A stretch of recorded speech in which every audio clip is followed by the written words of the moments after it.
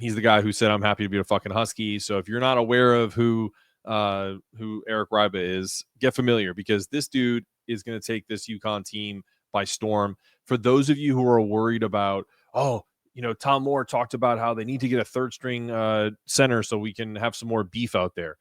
If Eric Reibe plays even half as well as he's playing in overseas right now, UConn is fine.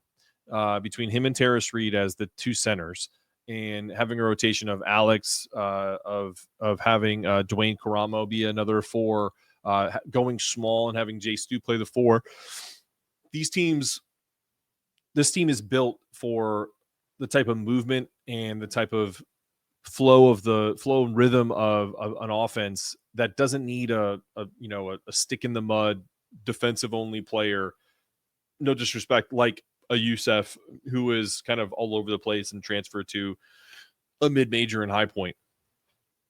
Just really wasn't ready to contribute. But Eric is.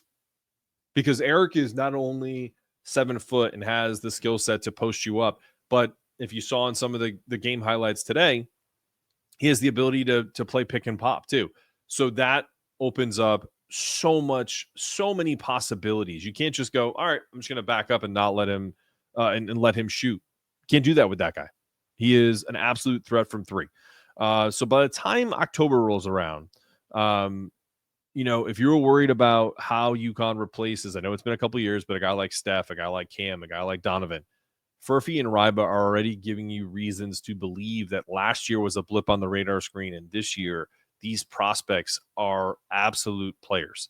By the time October rolls around and we get into November, there could be more than – I don't think that these guys were initially thought of by the fan base as guys who could potentially start or play big minutes. But I think you're seeing, in particular with Jacob Furphy, with him handling the rock, I think you're seeing the type of player that UConn knows they have as a wild card. And I don't